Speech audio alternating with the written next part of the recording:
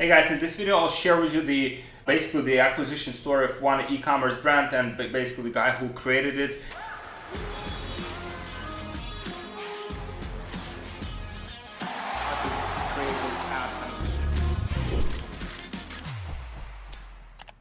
So the name of the brand is Native. I mean, for me, sharing the stories with you guys of someone like selling their brand and basically growing brand like to certain volume and then selling it, it's very interesting because in our business we are acquiring like businesses and also we are packaging some of our businesses for sale too. And I think that's one of the major opportunities for e-commerce entrepreneurs and dropshippers specifically, because guys, if you have a business and let's say you're successful, you do like 6-7 figures let's say per month, and you didn't have like a plan on how you're planning like to exit the business, then you have some work to do on that side, because the value of the business is determined when the business is sold. Obviously business can be like cash flow machine, but what happens with a lot of like drop shippers, for example, is that they might have something that's like profitable, something that's like valuable, and like they kind of like milk that business for profit, but then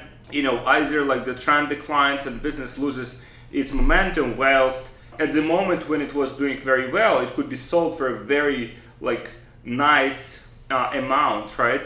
And at the same time, those businesses that potentially could evolve into something more sustainable as well. So this is something I'm very like passionate about, and this is something I want to share with you guys. So the name of the brand is like Native. So Native has been sold for $100 million cash after like 2 years after founding, which is very interesting, right? Because a lot of you guys and a lot of dropshippers, like they have the skill set of growing the company, right? They know how to advertise, they know how to position the product, they know like the branding perspectives of it, but they simply don't know how to build it into something that is actually sellable. So this is what I'll cover in this video. I want to share you guys with this brand specifically. I've listened to the like interviews, the founder. So this is the founder. His name is Moiz Ali. Amazing guy, very humble. Considering he's sold the business for like $100 million, he's very humble and very just focused on growth, like very interested individual. So basically some of the things that went into scaling. So how do you actually take the business from zero and sell it for like 100 million in 2 years, right? So here's exactly how he did it. So brand identity and the overall like idea, right? So the idea is basically here, he was analyzing kind of like the market of all of these like deodorants, right? So everyone is using like deodorant, but like most of them, if you look at their like contents, like what they actually have inside of them, they have like bunch of different like stuff, right? They have like aluminum, they have all of those things, and you actually put that deodorant on your body for like 23 hours a day. Almost every single person using them, or pretty much every single person is using deodorants. So he realized that there's potential to develop something that would be clean, that wouldn't have like any bad like components, that people who value that in the product, so they would benefit from that and they would be ready to pay higher than usual for that deodorant. So that was his idea for developing it. And what happened is, so he started developing it. It's like instantly got in momentum. Obviously it took some time to develop the formula and stuff, but then his cost, he was selling the product for $12, whereas like most deodorants, they would be like $3, $5, $6. So he would sell it for basically double what everyone else was selling. It was either $11 or $12. Let me check it out. I think it's either $11 or $12. Yeah, $12 now. And so they started selling them, obviously listening to the customer feedback and improving the product further, because so for example, some people say, oh, okay, I have this like allergy from it, or I have this like thing from it, so then let me just change the formula or change some elements in it so it's not that bad. So this is what I see a lot of like drop shippers, for example, or like e-commerce entrepreneurs.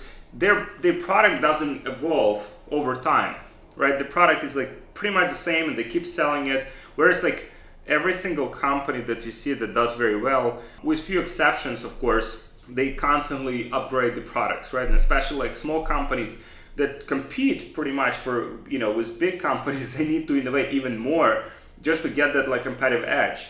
So for example, if you compete with like big companies like Procter and Gamble for their market share, your product needs to be better because they have the brand awareness of like 100 years and you don't have. So that's something to take into consideration. So for Moiz, like writing his interview, he developed the product with shipping and everything. It cost him like $10 to sell the product, and he would charge $12 for it. But his concept was that, okay, so even if he's losing money on the first transaction, if people buy more than one deodorant, if they really like enjoy it, then he would be profitable and kind of like the math would work out, which is very interesting because, you know, a lot of people, they kind of like expect this first sale to be profitable, which is an amazing thing to have. But basically thinking about the retention and the long time and the lifetime value of the customer is totally different concept that's very new to many dropshippers as I speak to many of them. And so you can see brand is very minimalistic. It doesn't have like many different components, and even if it has, it's kind of like everything is explained in here, what exactly it has and what each element does and why it's in there. You can see not many, like there are some bad feedbacks here and here and here, but then there are not many of them, right? And they constantly listen to the feedback. So Moiz was growing his brand basically by himself. He didn't have a team. He didn't have like any kind of like just himself operating all of the parts of the company, like product, customer support, marketing. So they got interaction with Facebook advertising, which is another part of it. But then again, guys, you know, a lot of you and, you know, like a lot of dropshippers, a lot of e-commerce entrepreneurs, they know how to advertise, right? But being able to advertise is not the only thing that you need to know, because I mean, you can know like how to advertise, you can make some money from it, but then, you know, if people are not coming back, or if your customer experience is bad, or if you're like, let's say, you know, like feedback scores, for example, right? If they drop, then all of it doesn't make sense, because then you again need to acquire a customer again, and so you pretty much like recreating your business from scratch. Versus, okay, if you're selling specific product, if product gets traction, so maybe there is a way of us, you know, like streamlining the product, making it better, like branding it better, so people are more happy with it, and we don't have to kind of create our business from scratch every single time. So they've done a lot of Facebook ads. Let me see if I can find plenty of ads right now, right? And right now it is also present in like Target and like big chains, like retail chains. So now the distribution of this product is amazing, but it started pretty much from only like Facebook advertising, and it was profitable with Facebook advertising alone. And then what happened as well, because of the product, right? Because the product itself was good, and the product is something that you need all the time. Let's say you use it, then in a few months you need another product, right? And then you need to buy it again. And if you enjoyed it, then you buy it again. For example, the deodorants that we are using in our family, we are buying them again and again, because once we find something that works well for us, then we will continue to buy it and buy it and buy it. And so that's a product. Product is basically specifically designed for high repeat purchase ratio, and this is exactly what happened. So they started accumulating customers, right? He was working by himself. He grew the business to $250,000 per month in sales by himself. They started hiring other people to help with customer support, and the business grew pretty much by the retention. So let's say someone would buy the product, then they would come back and buy again. And so it came to the point where 50% of customers were repeat purchasers, right? Which is very interesting, because I see a lot of like drop shippers, for example, that have like a repeat purchase ratio of like 3%. And then they would ask like, why we're not like making any money. So repeat purchase ratio is one of those things that if you can impact it, right? But basically to impact that, your product needs to be good. So people generally needs to be happy with the product that they're getting, right? So kind of like it's all interconnected, but then at the end of the day, it comes into the product. So for example, if I'm buying let's say like Apple phone, right? Like, so I have like the Apple iPhone, and I have been buying like iPhones for the last like, I don't know, 5-7 years, like probably less than that. Once I started making enough money like to afford them in the first place, before I could not afford an iPhone. And so I had this like very like big weird phones. But then if you have an iPhone, if you like it, then probably when the new model comes out, which I mean this year even, it will be quite soon, then you'll buy another model. And so this would happen here, where people like the product, and they bought another product. They bought like another deodorant. They bought another deodorant, and they would have like all of these other, you can see all of these like flavors and scents. That's pretty much how the company grew. Pretty much by this one product, the company grew to multiple 8 figures in sales. And then what happened was the business got acquired. So the business got acquired by Procter & Gamble, which is a huge company. It has, like billions of dollars. It has all of the big brands. The business acquired them for $100 million cash. Now, the arrangement is, from what I see, is that Moiz is still working with the company, still helping them grow, but the infrastructure, basically, once the big company buys your company, then they plug you into the infrastructure, their infrastructure. For example, they know where to produce the product, and they know how to produce the products, they know how to cut costs, even for the materials. Let's say you want to, so for example, if you go to the factory and tell them, hey, I want to make like iPhones, right? And then Apple comes to the same factory and says, hey, we want to make like iPhones. Like the price that the factory will give you might be like, let's say, okay, it will cost you like $500 to make like an iPhone. And then the Apple comes to them and they tell them, like, let's say it will cost like $200 to make an iPhone, because of the economies of scale. The bigger volume you want to do, let's say you want to buy like 1 bottle of this water, it will cost you like let's say $1. But then if you want to buy like 1 million bottles of this water, it will cost you like 10 cents, right? So the bigger the volume, the cheaper your cost will be. And that's one of the things to consider if you work with suppliers. If you have suppliers even in China or US that you use, you can negotiate. If you do like sufficient volume, if you do hundreds of thousands of dollars in sales per month, then you can negotiate with them. And you can basically, because you are making a chunk of their sales, then you have the leverage from your side to negotiate better pricing and get better deals from them. So that's just one tip, guys, that you can utilize immediately.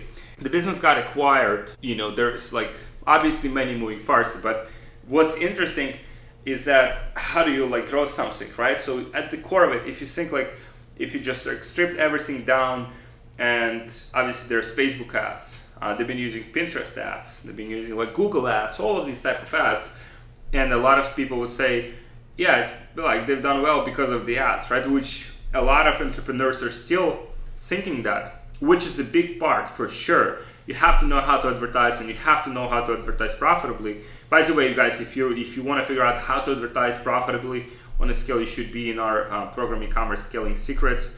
We basically show you how we advertise, what's working for us, and basically how to leverage this like Q4 in the most efficient way possible. But then the product itself is what's like at the core of everything. Because if your product is not good, or if product is something that people don't like, or product that people want to like return, then it basically kind of like affects the advertising, and it affects the customer satisfaction, it affects your merchant accounts, it affects pretty much like every single factor in your business, right? And your overall business becomes like less profitable. So they grew business by this like crazy retention rates. They grew business by the crazy like repeat purchase ratio, because it accumulates, right? At one point, even like 1 year or a bit more after launch, they had like $1 million per month in sales just from repeat customers. So it's just crazy to think about it. So this is it, guys. This is what I wanted to share with you. These are like interesting stories that kind of like show you the next step in your business. So even if you've done well, if you've done like 6-7 figures per month, if you've done like millions in sales, but then there should be the next step, right? Entrepreneurs should evolve. That's what I believe in. They have to build like businesses that are sellable, because at the end of the day, businesses like they come and go, but if you can catch the moment where you grow the business, you sell it at the right time, then you can be compensated properly and be set for the rest of your life. So this is what I believe in, guys. And thank you for watching. Let me know what you think in the comments. Quite advanced topic. It's not for everyone. It's only for people who are already on that stage. It's exciting to share this with you. This is something that we're working towards with our company. We're doing several acquisitions per year, and we're working on selling part of our portfolio as well. So this is it, guys. Thank you for watching, and I'll see you in the next video. Let me know what you think in the comments. Subscribe to my channel, like this video, and I'll see you guys.